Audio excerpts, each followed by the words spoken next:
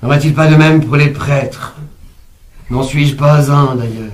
J'ai eu la chance d'avoir un professeur merveilleux qui s'appelle Jean-Laurent Cochet et qui avait pour chaque élève justement cette sensibilité-là. Il savait tout de suite où il fallait appuyer pour aller plus loin. Multipliant les embuscades sournoises ou m'attaquant de front dans la morne plaine de la vie quotidienne.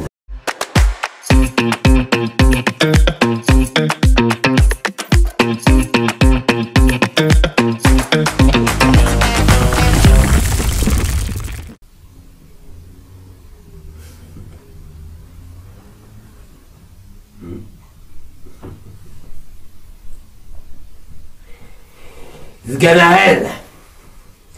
Sganarelle! Ah, Sganarelle! Sganarelle, tu dors? Sganarelle, à coup! Sganarelle! Ah, Sganarelle. Ouvre grand les oreilles. J'ai une immense nouvelle à t'annoncer.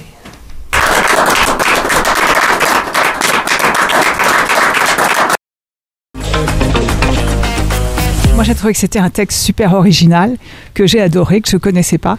Et Fabrice est un immense comédien, mais je le savais déjà. Super pièce, je connaissais l'original de Don Juan de Molière et je ne connaissais pas celle de Roland Topor. Et Fabrice m'a permis de découvrir ça. Fabrice Delorme, grand comédien. Et l'ambiguïté est là, tout est là, donc venez voir ça. C'est un voyage très intime et une magnifique découverte et une interprétation brillante. À voir absolument. Et l'étrange mise que j'ai dû revêtir pour la mettre à son aise. Ce qui me reste d'attribut masculin est masqué sous la robe. Ah. N'en va-t-il pas de même pour les prêtres? N'en suis-je pas un, d'ailleurs, entièrement voué à sa dévotion?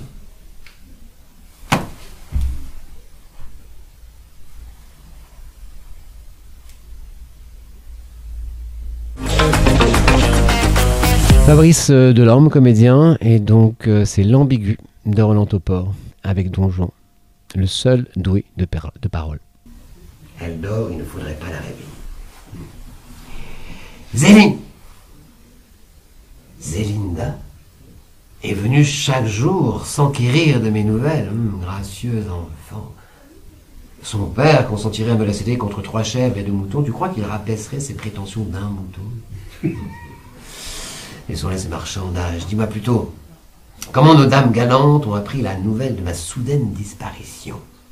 Ont-elles été bouleversées d'inquiétude? En quelques mots, c'est Don Juan vieillissant qui s'aperçoit qu'il abrite en lui une femme à son insu. Grosso modo, ça pose la question de savoir qui est-ce qui parle en moi, par qui je suis habité. Ça pose la question du masculin et du féminin aussi, de l'identité, bref. Ça pose pas mal de questions. Si, ce que je pourrais rajouter, une phrase de Topor qui résume bien, il écrit dans Journal in Time, on ne vit qu'une seule fois, autant établir de bonnes relations avec soi-même. Les armées entières ont tenté de me traquer, multipliant les embuscades sournoises ou m'attaquant de front dans la morne plaine de la vie quotidienne. Fatigué par ces campagnes harassantes, ces assauts et ces retraites, ces sauve-qui-peut continuels. Prêt à jouer le tout pour le tout, un plan hardi me vint à l'esprit. Je cours me réfugier dans un palais que j'avais gardé dans la Manche. Je sacrifie ma barbe pour passer inaperçu. Une excellente question. J'ai découvert ce texte par hasard, c'est un ami qui m'en a parlé et je l'ai lu.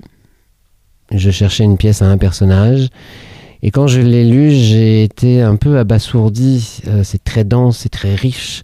Je connaissais pas l'écriture de Roland Topor, je connaissais ses dessins, son humour et c'est une pièce qui m'a parlé tout de suite, mais il a fallu que je la mette de côté en fait. Et c'est elle qui est venue me parler après. C'est elle qui est venue me titiller et qui m'a dit vas-y reprends-moi et lis bien encore attentivement. J'y suis retourné et j'ai découvert en fait dans cette seconde lecture des moments merveilleux en fait de grande poésie et de profonde réalité. Et ça nous touche directement parce que ça nous parle directement au corps, aux sensations, par le monde des sensations. Nous ferons chambre à part.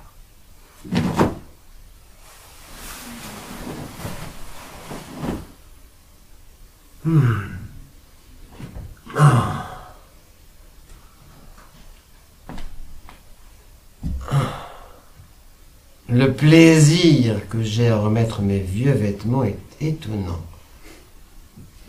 Vous ne savez pas s'y attacher à ma chemise et à ma culotte.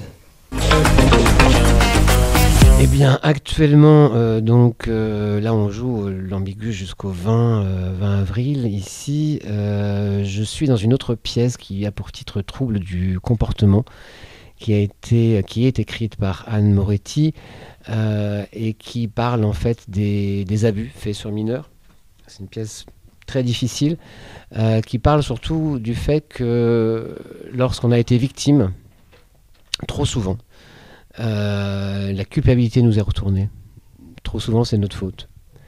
Et cette pièce essaye de démonter en fait le processus dans lequel sont enfermées les victimes. Voilà, et prochainement, je tournerai dans le prochain film de Xavier Giannoli, en compagnie de Jean Dujardin. Voilà. Dernière question traditionnelle chez... Elle court le long de ma ligne de vie. Saute à pieds joints sur ma ligne de cœur. Jeanne, reprends-toi. Il lâche son poignet. Elle a disparu.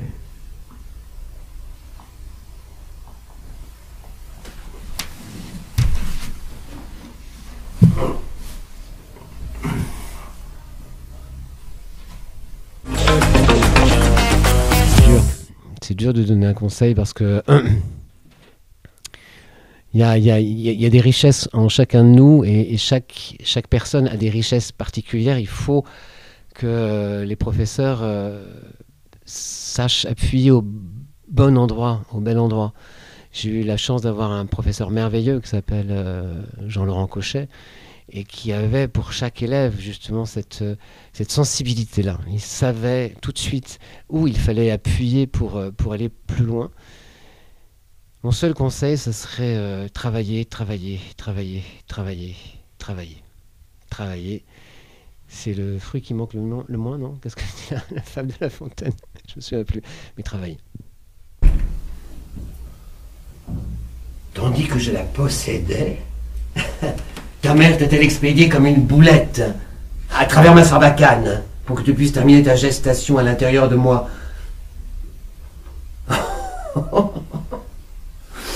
Ou bien est-ce la mère qui s'est transvasée en moi par le viril chalumeau? Oh, l'ai-je aspiré avec ma grosse paille?